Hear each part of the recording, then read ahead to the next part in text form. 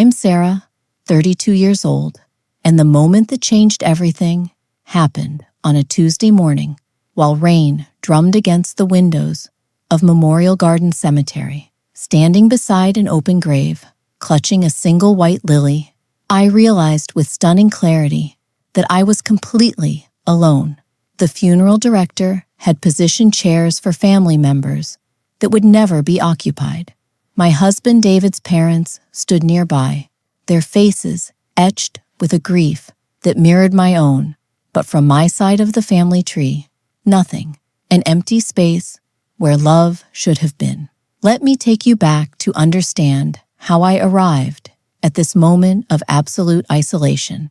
My story begins not with death, but with the kind of love that makes you believe in fairy tales. David and I crossed paths during our junior year at university. I was rushing through the campus library, arms overflowing with behavioral psychology textbooks, when he accidentally collided with me near the reference section, books scattered everywhere. Instead of the typical muttered apology most people would offer, he dropped to his knees immediately and helped retrieve every single volume. Then, he insisted on buying me coffee to make amends for the disruption. That coffee became dinner. Dinner became a weekend hike. Before I understood what was happening, this gentle-spirited engineering student had become the center of my universe. Our relationship flourished, despite immediate opposition from my parents. David's background differed dramatically from what they considered acceptable. His father repaired automobiles for a living. His mother worked night shifts as a hospital nurse. These were honest people who raised their son with integrity and compassion, teaching him the value of hard work and genuine kindness. But my parents, obsessed with social standing and material success, viewed him as fundamentally inadequate. My mother would sigh heavily whenever his name entered conversation, saying things like, "Sarah, you possess so much potential. Why settle for someone who can barely afford his own education?" My father was less subtle in his dismissal, stating flatly that David brought nothing valuable to our family except debt and limited prospects. I stopped listening to their criticisms because David embodied everything truly important. His intelligence was remarkable, graduating with honors despite working 20 hours weekly to fund his studies.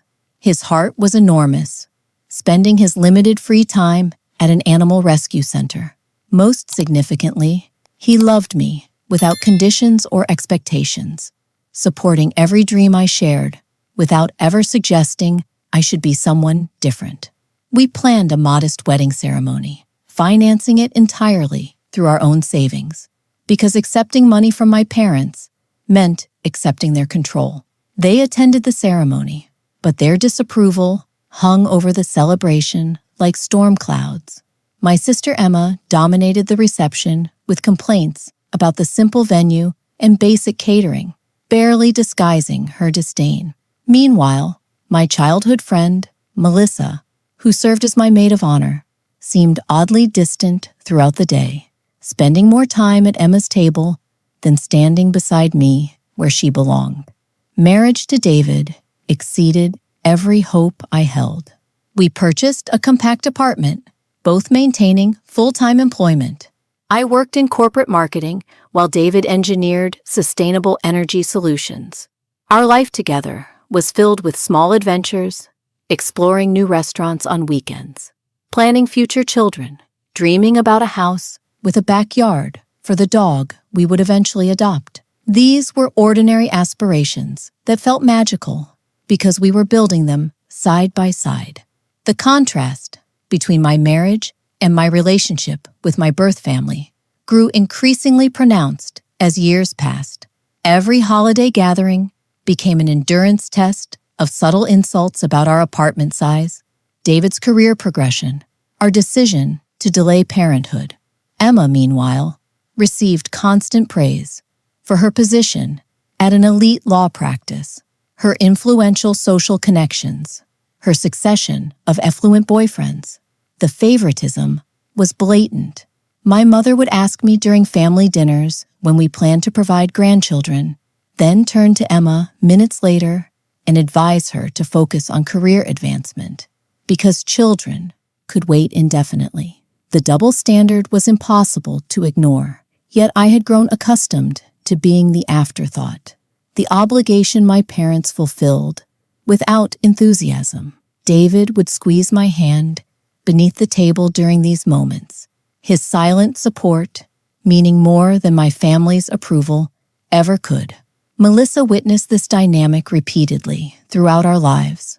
She had been present during my childhood, when my accomplishments vanished beneath Emma's shadow, when my parents missed my high school graduation ceremony because it conflicted with Emma's dance competition, when Christmas morning brought me practical household items, while Emma unwrapped designer clothing and expensive jewelry. Everything shifted drastically 6 months before David's death. He began experiencing severe headaches, accompanied by exhausting fatigue.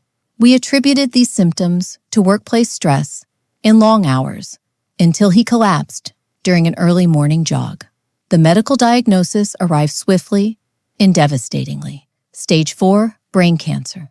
The oncologist gave us 6 months to 1 year, with aggressive treatment, significantly less without intervention. I contacted my parents immediately, my voice fracturing as I delivered the terrible news.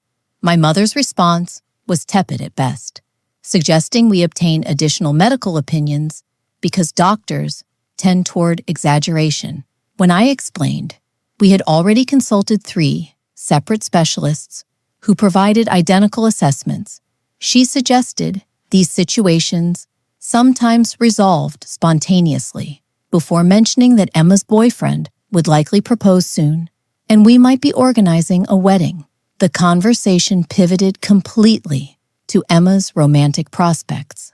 My husband's terminal diagnosis, already forgotten. When I shared the news with Melissa, her initial reaction appeared genuine.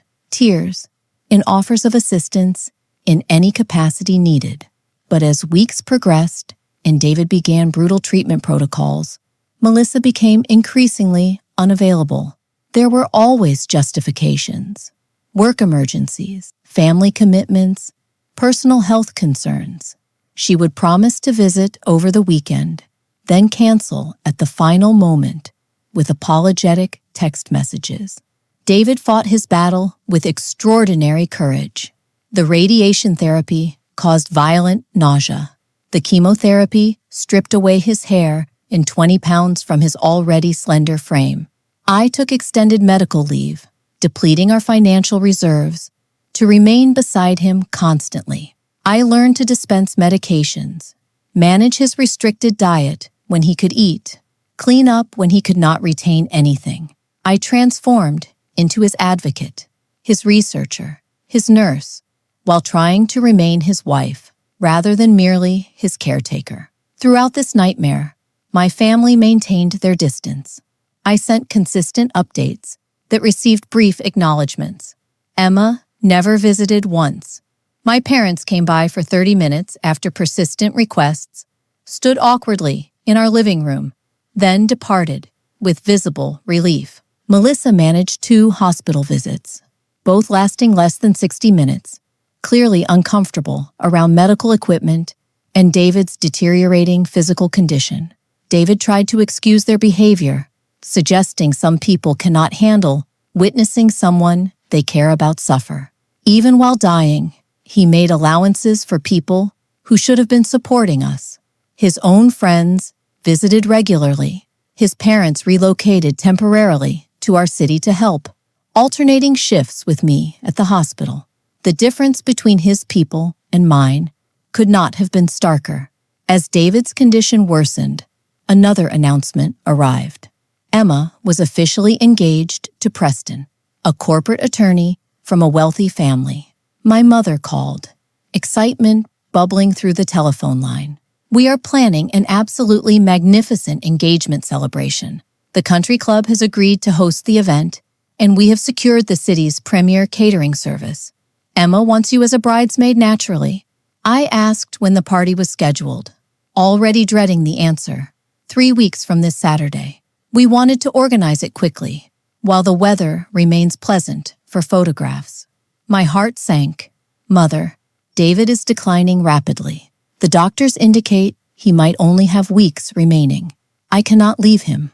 A heavy silence followed, before my mother responded that Emma would only get engaged once in her lifetime, and surely David would understand if I took one evening to celebrate with family. The engagement celebration was scheduled for the same weekend. The medical team had told me to prepare for the end. As though anyone could prepare for losing their life partner at 32 years old. David's decline accelerated faster than anyone predicted. The experimental treatment we had placed our final hopes upon failed catastrophically, triggering a seizure that resulted in a week-long hospital admission. His oncologist pulled me aside after stabilizing him, explaining gently that we had exhausted all medical options. At this stage, our objective is maintaining his comfort. You should consider hospice care, she advised, with kind eyes filled with genuine regret. Hospice meant surrendering the fight, accepting the inevitable. It meant beginning the process of goodbye. That night, I slept in the recliner beside David's hospital bed, listening to the rhythm of his breathing, memorizing the rise and fall of his chest. I held his hand, now thin and delicate, veins prominent beneath nearly translucent skin. During those final weeks, I barely slept. When I did, it was in brief intervals, jolting awake at the slightest change in David's breathing or a monitor's beep. I survived on hospital cafeteria coffee and vending machine granola bars. My clothing hung loose.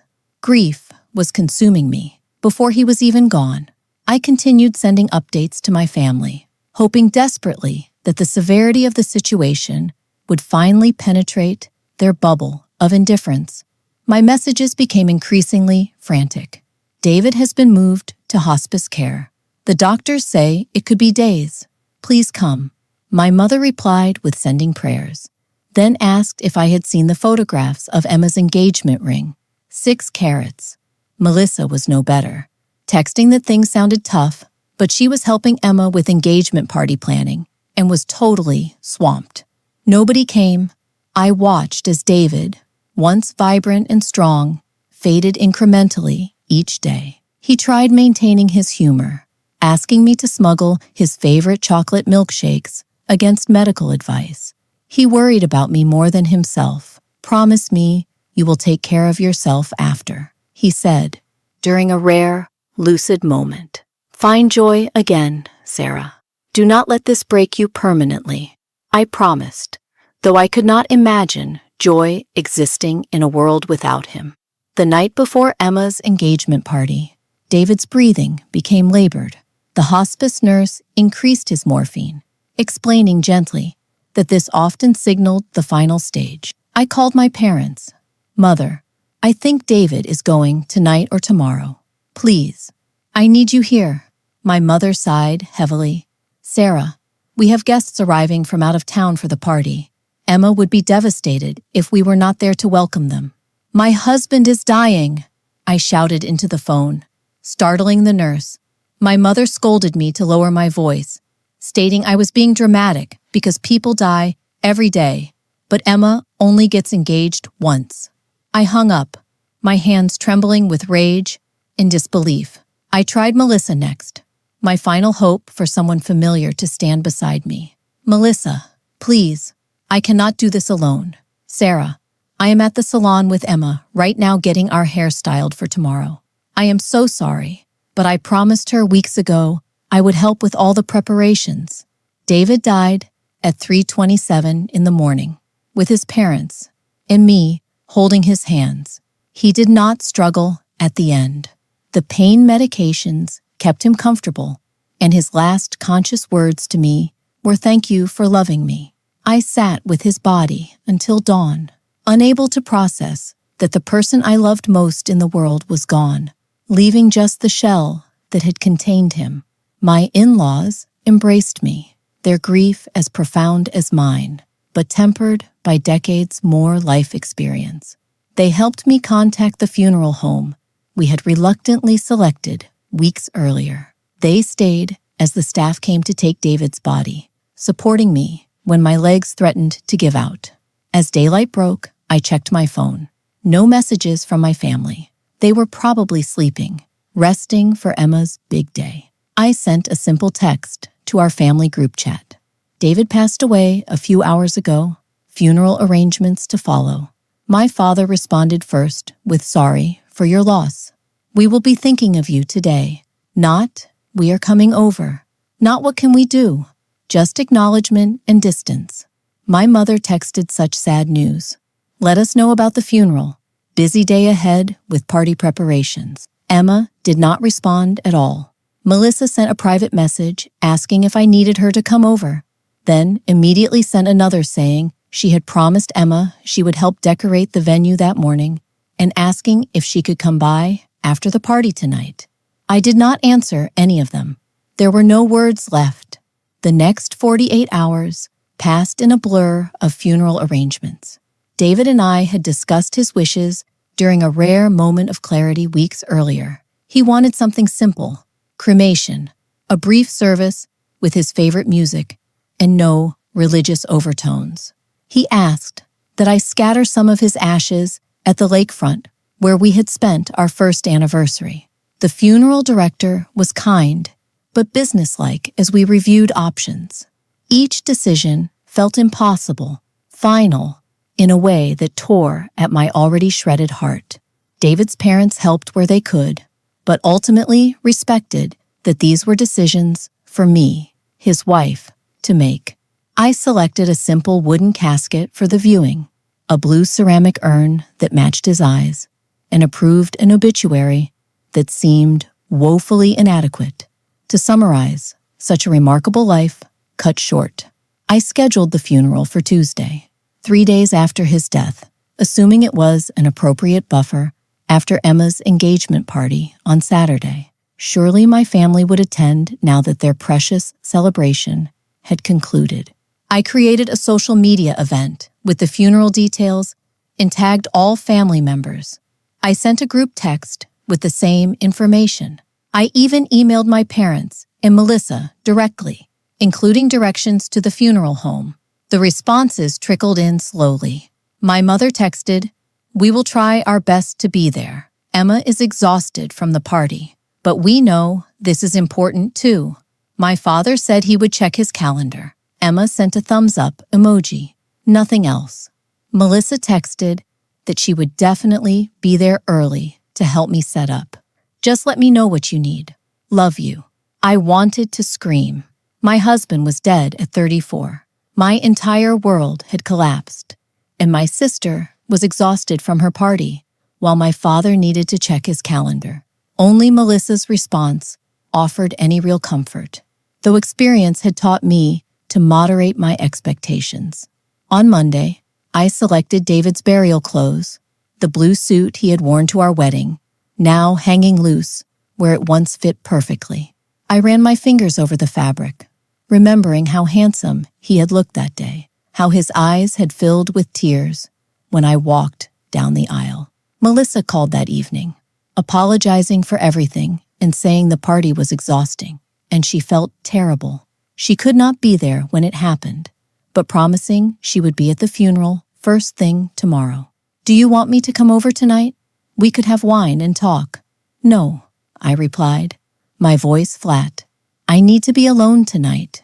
She said she understood and would see me tomorrow at 8 in the morning. Sharp, she would bring coffee. For the first time in days, I felt a flicker of relief. At least one person from my past life would stand beside me. Tuesday morning dawned gray and drizzly, appropriate weather for the darkest day of my life. I dressed mechanically in the black dress I had purchased online 2 days earlier, applied minimal makeup, and drove to the funeral home. David's parents met me there, his mother hugging me tightly and whispering, "We are here for you, sweetheart, today and always."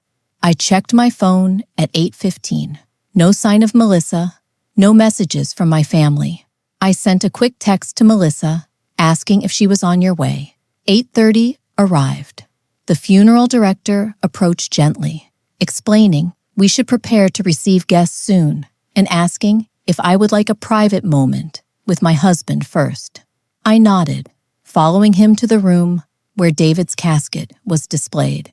Flowers flanked it, mostly from his colleagues and friends, a large arrangement from his parents, a small bouquet I had selected myself, white roses mixed with forget-me-nots, his favorite, nothing from my family, not even a sympathy card. 9 o'clock arrived, and the first guests appeared. David's co-workers, his college roommate, who had flown in from across the country, neighbors from our apartment building, all expressing genuine sorrow, sharing stories about David that sometimes made me smile through tears. 9:30 came and went. Still no Melissa, no family. My phone remained silent. The service began at 10. I sat in the front row between David's parents, acutely aware of the empty seats we had reserved for my family. The celebrant spoke beautifully about David's life, his accomplishments, his character. Friends shared memories. His supervisor talked about his contributions to renewable energy projects, how David's work would continue benefiting communities for decades. When it was my turn to speak, I almost could not manage it.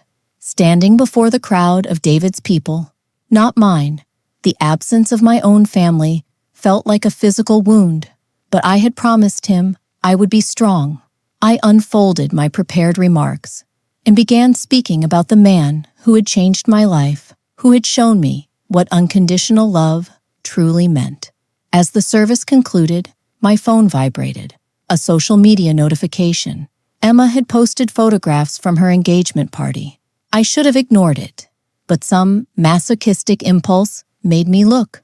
There they were, my parents beaming beside Emma and Preston, Melissa raising a champagne glass in a toast, everyone dressed in their finest, celebrating as if nothing else in the world mattered. The timestamp on the photos was from yesterday, not Saturday. The party had apparently extended into multiple days of celebration. While I had been selecting my husband's urn, they had been brunching at upscale restaurants. While I had been writing his obituary, they had been popping champagne. We moved to the cemetery for the burial. The small procession of cars wound through the city to the quiet grounds where David would rest. As they lowered his casket, I stood alone at the edge of the grave. David's parents had stepped back slightly, giving me space for a final private goodbye. Rain fell softly, mingling with my tears. I whispered the words I had said to him every night for 5 years.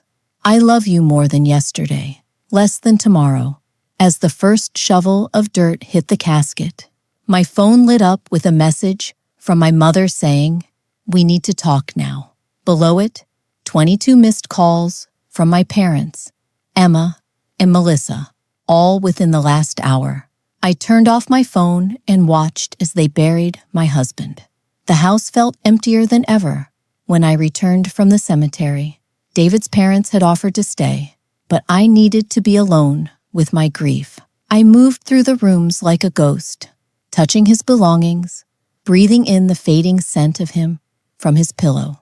When I finally turned my phone back on, it immediately began buzzing with notifications, voicemails, texts, missed calls. My mother's text messages were full of vague excuses and half-hearted apologies about how Emma was not feeling well this morning after the party, and circumstances prevented them from attending. My father's messages were similar. Melissa's texts were more numerous, increasing in urgency, apologizing for oversleeping after the party, and begging me to respond. Emma had sent just one message, saying sorry about David. She was really busy with engagement stuff and hoped the funeral went okay.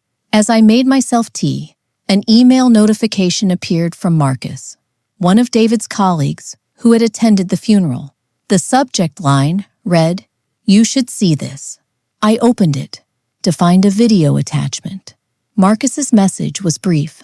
explaining he had been at the hotel for a business lunch yesterday, and my family was there celebrating Emma's engagement. He thought I should know what was said, and he was so sorry. With shaking hands, I played the video. It showed the hotel's outdoor terrace, decorated with flowers and balloons. My family was seated at a large table, with champagne glasses in hand. Preston was standing, apparently giving a toast. The video was taken from a distance, but the audio was surprisingly clear. Preston finished his speech, and then Emma stood up, slightly intoxicated, judging by her unsteady movements. She thanked everyone for coming to celebrate them, especially her parents, who put this amazing party together, despite her sister's drama. Laughter rippled through the group. Emma continued, saying, "Sarah always has some crisis happening. First marrying that nobody engineer against everyone's advice, and now making his illness the center of attention during my engagement." My mother patted Emma's arm, but did not contradict her. My father nodded along. Emma raised her glass to family, who shows up for the important things. The camera panned slightly, and I saw Melissa laughing and clinking glasses with Emma. Melissa added loudly enough to be heard that Sarah always was the queen of exaggeration. Remember when she thought she deserved valedictorian in high school, or when she acted like her college graduation was such a big deal. More laughter followed.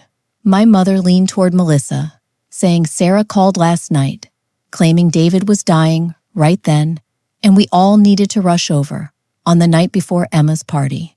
The timing was so inconsiderate. I stopped the video, physically ill. They had not just missed the funeral due to poor planning.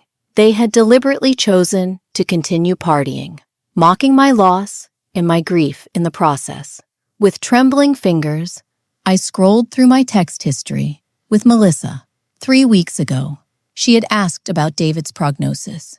I had told her honestly that doctors expected him to pass very soon, possibly within days.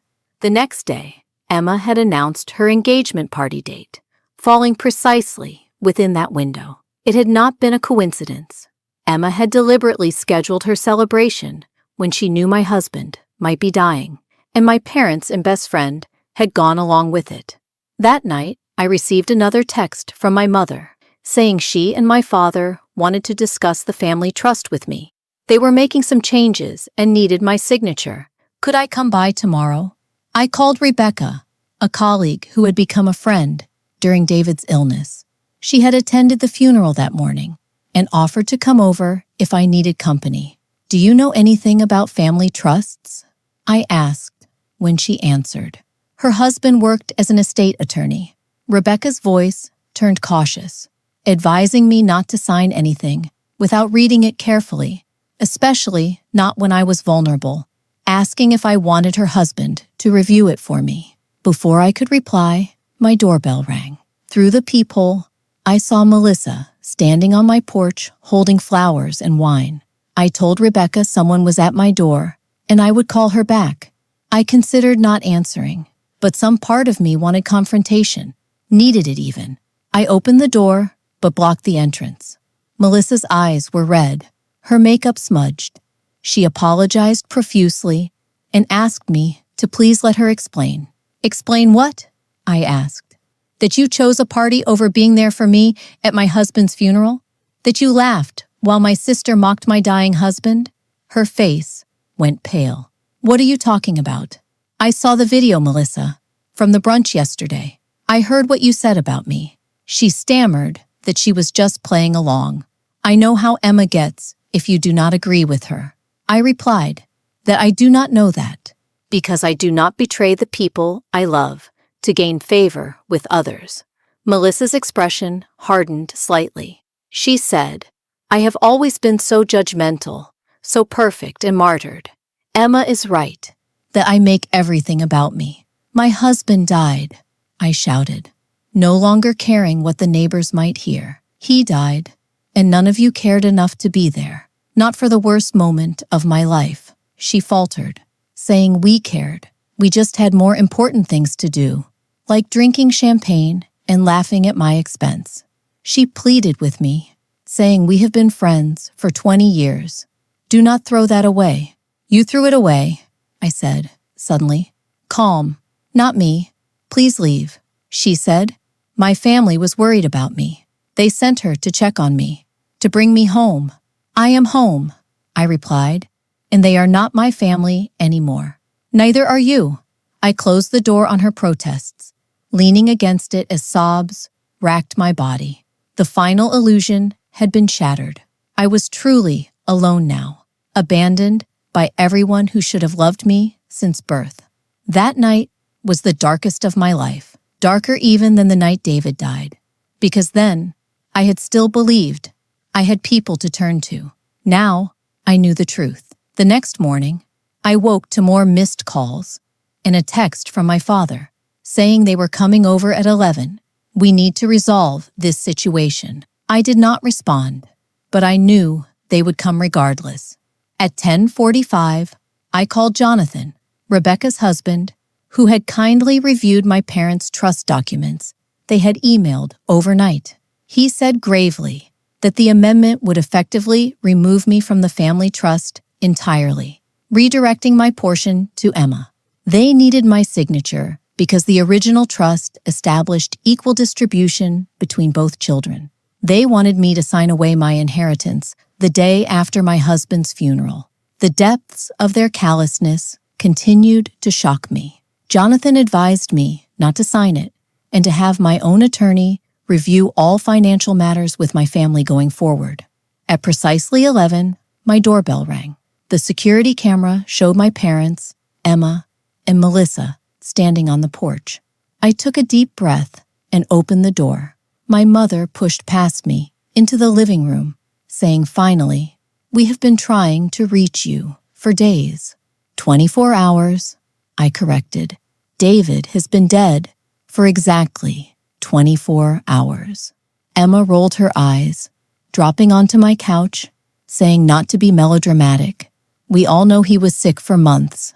I have had plenty of time to prepare. My father at least had the decency to look uncomfortable. Melissa hovered near the door, unable to meet my eyes. I asked why they were here. My mother said they were worried about me. Isolating myself is not healthy. They wanted me to come stay with them for a while. My father added they had some family business to discuss, patting his briefcase. Just a small matter of updating some paperwork. The trust documents that would disinherit me, I asked calmly. Their expressions of shock would have been comical under different circumstances. My father sputtered about how I knew about those. Those were private family documents. I replied yes, about my inheritance. Did they really think I would sign without reading, without consulting an attorney? My mother snapped that I had no right to show those to an outsider. I countered that they had no right to skip my husband's funeral for a party. An uncomfortable silence fell. Emma broke it with a scoff, asking if we were still on that. It was not just a party. It was her engagement celebration, a once-in-a-lifetime event.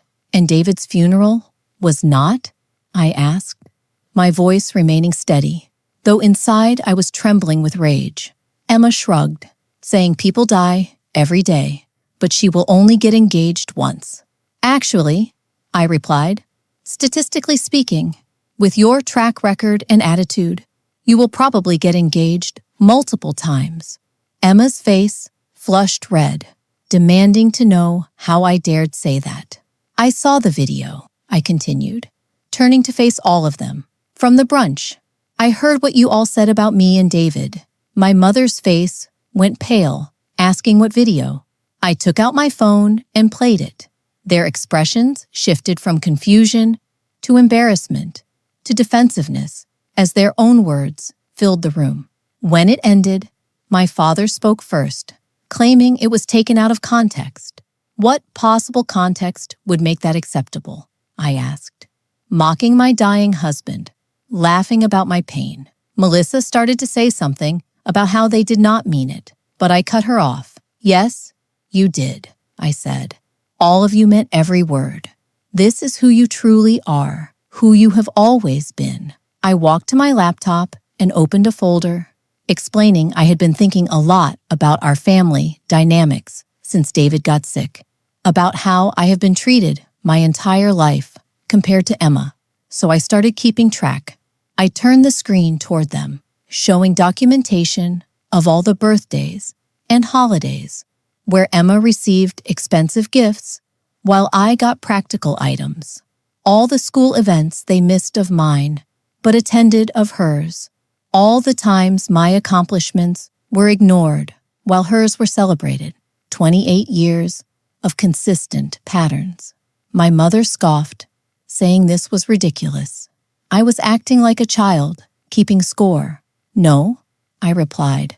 I am acting like someone who finally sees the truth. You have never loved me the way you love Emma. I was always the afterthought, the obligation, and now I know you do not love me at all. My father insisted, of course, they loved me. They were here, were they not? You are here with paperwork to cut me out of the family trust, I said, the day after my husband's funeral, which none of you attended. That is not love. Emma stood up, her patience clearly exhausted, saying, "Can we just get this over with? I should just sign the papers. It is not like I need the money with David's life insurance." The casual cruelty of her statement stunned even our parents into silence. "Get out," I said quietly. "All of you get out of my house." My mother started to say something about being reasonable, but I cut her off. "Get out," I shouted, years of suppressed rage finally breaking free. I have been reasonable my entire life. I have accepted being second best, being overlooked, being dismissed. Not anymore. I walked to the door and held it open, saying from this moment forward, I have no family, no parents, no sister, no childhood friend. You are all strangers to me now. My father sputtered that I could not be serious. They were my family. Family does not do what you did, I replied. Family shows up. Family supports each other through grief. Family loves unconditionally. You have failed on every count. Melissa approached me with tears streaming down her face, pleading that she knew she messed up terribly, but 20 years of friendship has to count for something. It counted for nothing to you when you chose Emma's party over David's funeral, I said. When you laughed at my pain, when you called me dramatic for grieving my husband. She said she would do anything to make this right. There is nothing to make right, I replied. There is nothing left to save. Please leave. One by one, they filed out. My parents looking shell-shocked, Emma indignant, Melissa broken. As my mother passed, she grabbed my arm, saying I would regret this. When the grief passes, I will need them.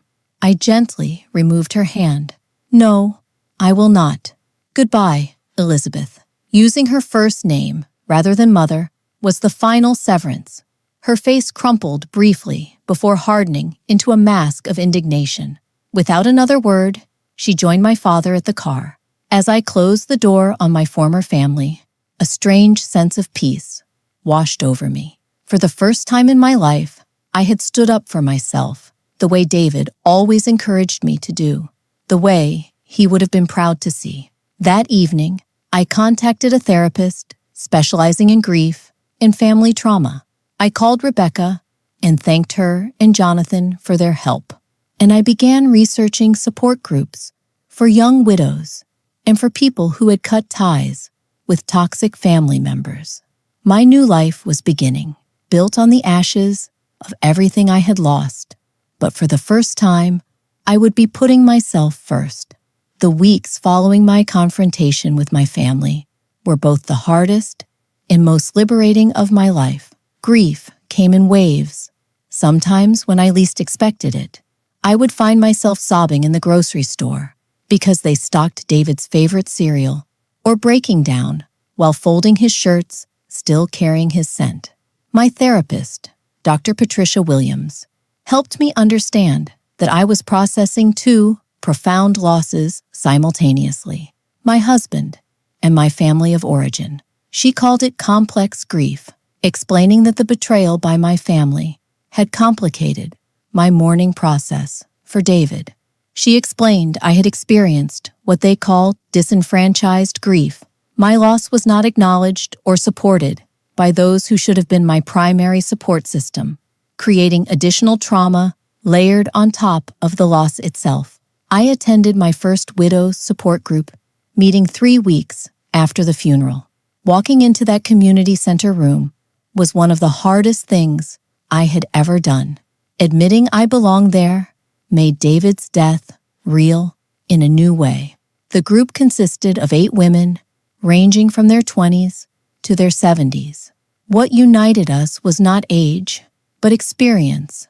The particular pain of watching someone you love fade away, the administrative nightmare of death certificates and insurance claims, the well-meaning but painful questions from acquaintances asking if I was dating again or over it yet. There I met Christine, 36, widowed for almost a year after her husband's sudden heart attack.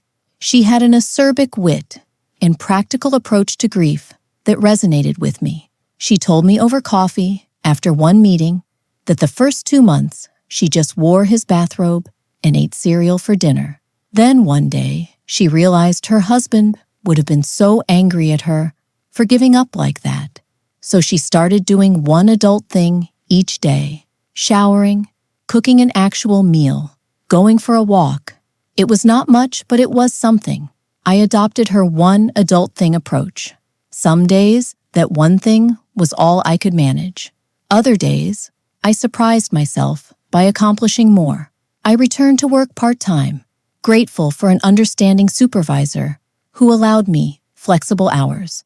My in-laws checked in regularly, never pushing, but always making sure I knew they were there. David's mother sent care packages with homemade cookies and silly gifts that made me smile. His father helped me navigate insurance paperwork and offered practical assistance with house repairs David would have handled. His mother told me during one visit that I would always be their daughter. That does not change because David is gone.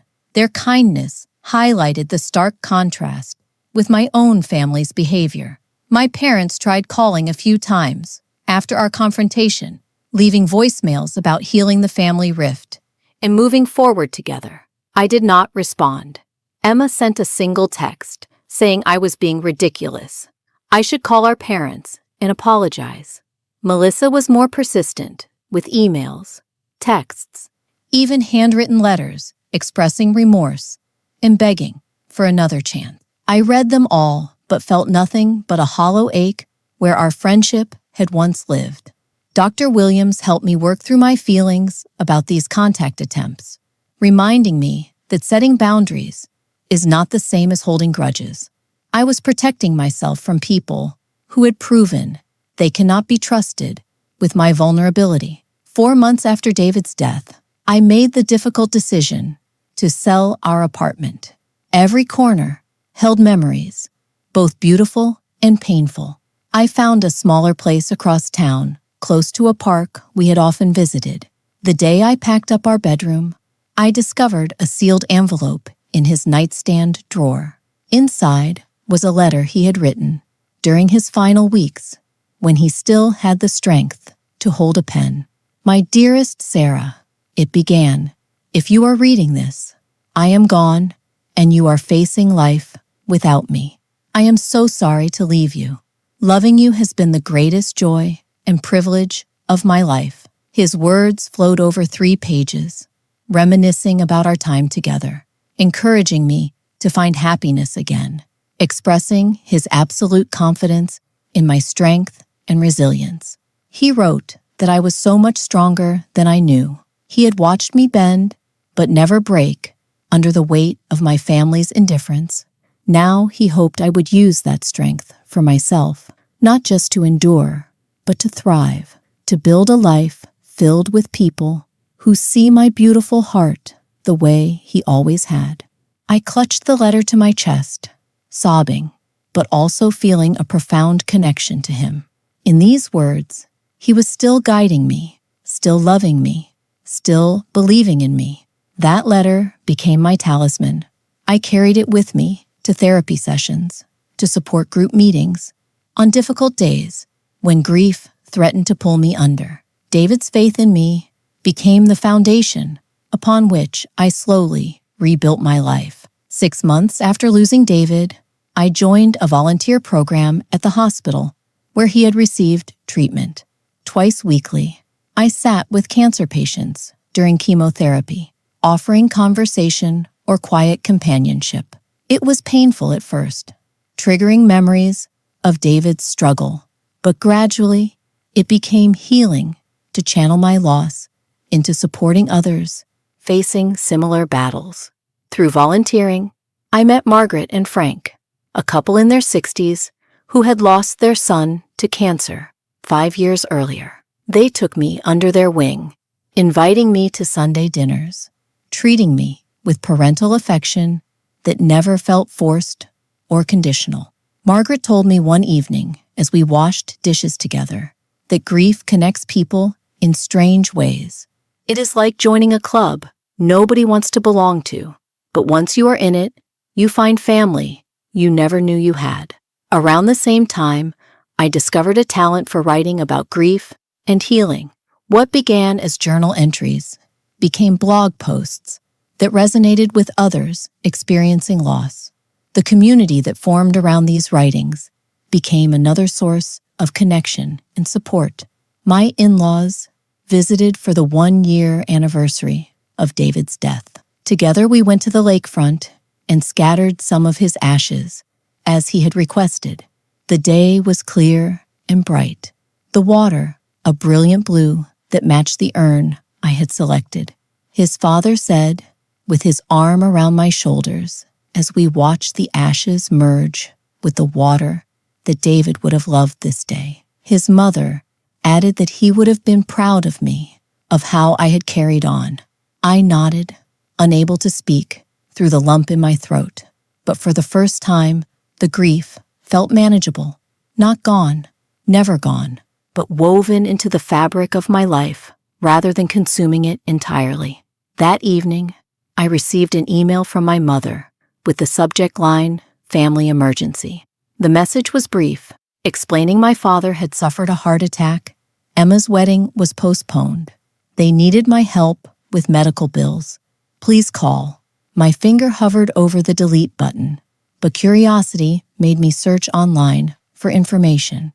A local news article confirmed my father had indeed suffered a heart attack, though it appeared less severe than my mother's email suggested. Another article mentioned Emma's fiancé, Preston, had called off their engagement amid rumors of financial impropriety in his law firm. For a moment, I considered responding. Then, I remembered the video of them laughing at David's illness, their absence at his funeral, their attempt to cut me out of the family trust. Instead of calling, I researched financial assistance programs for medical expenses and sent the information to my mother's email with no personal message attached.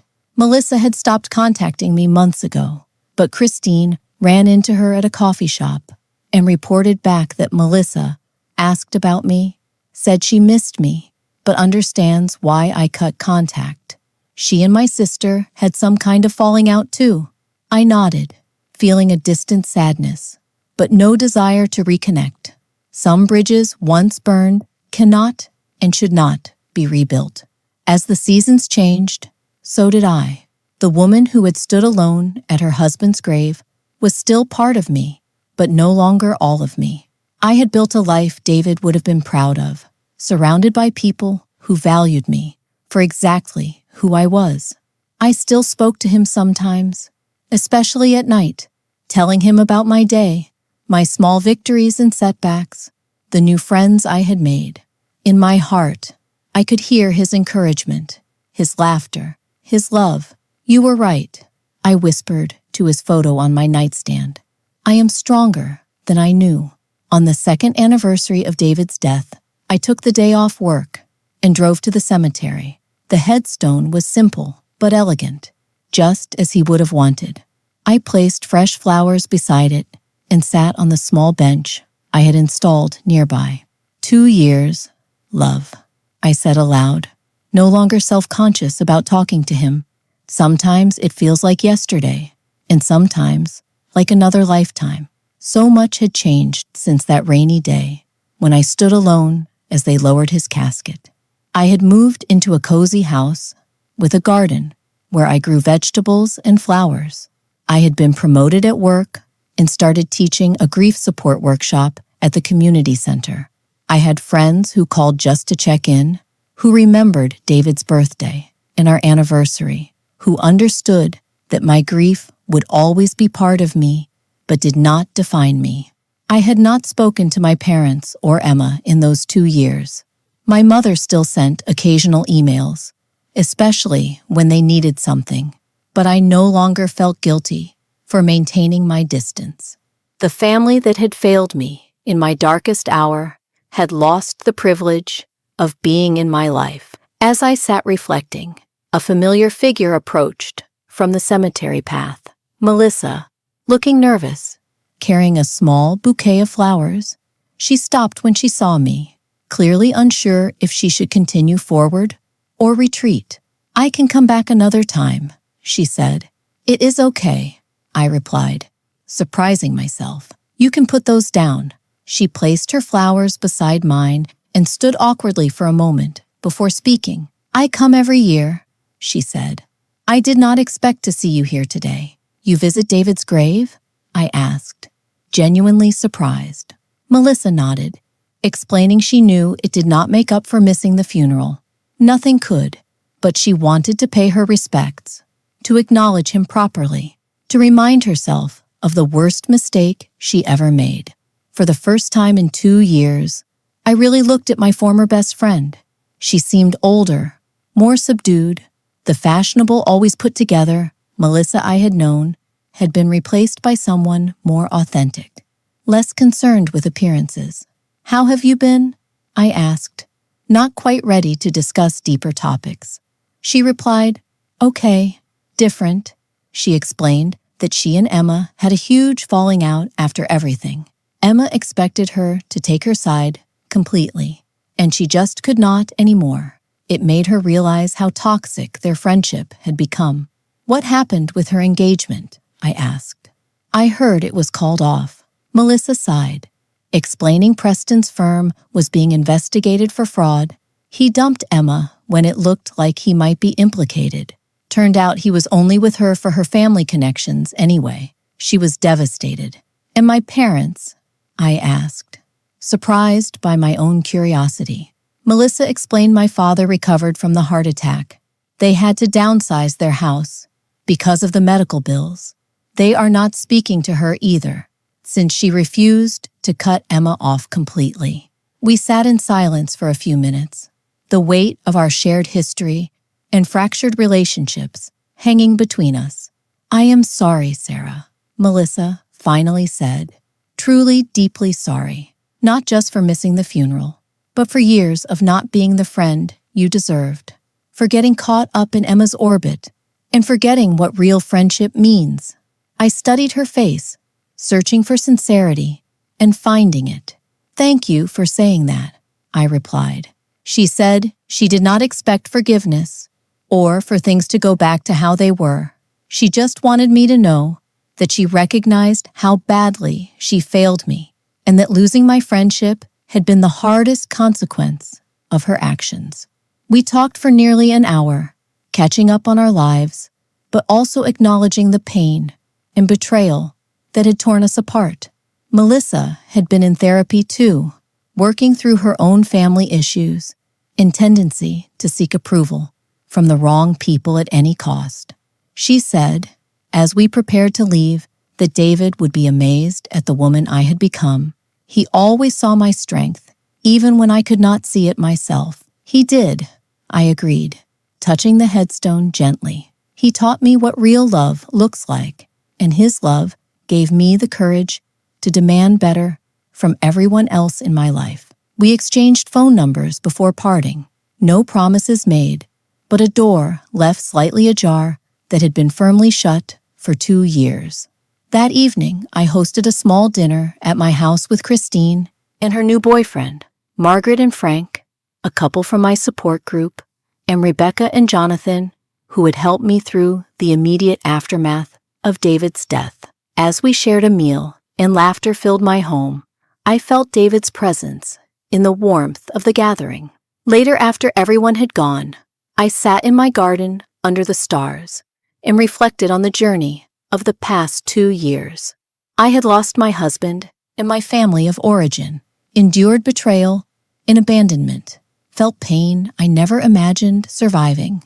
Yet here I was, not just surviving, but creating a life of meaning and connection. The deepest lesson I had learned was that family is not defined by blood or legal ties. Family is made up of the people who show up when you need them most, the ones who hold space for your pain without trying to fix it or minimize it, the ones who celebrate your joys without jealousy or conditions. I had also learned that setting boundaries is not selfish, but essential, that forgiveness does not always mean reconciliation, that some relationships are too damaged to repair, and that is okay. Most importantly, I had discovered my own resilience.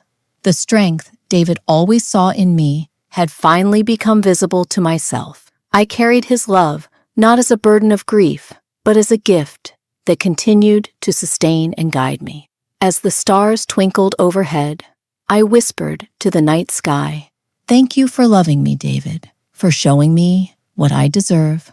I am building a beautiful life just like you wanted for me." A gentle breeze rustled the leaves, and for a moment, I felt embraced by something larger than myself. Not alone, never truly alone. If you are listening to this and struggling with toxic family relationships or grief, please know that healing is possible. It does not happen overnight, and the path is not linear, but you can build a life filled with authentic love and connection. Have you ever had to set boundaries with family members who hurt you? How did you find the courage to put yourself first? I want to hear your story. Share your experiences in the comments below. And if this resonated with you, please subscribe to hear more stories of resilience and healing. Remember, the family you choose can be more meaningful than the family you were born into. Thank you for listening, and I wish you strength on your own journey toward healing and wholeness.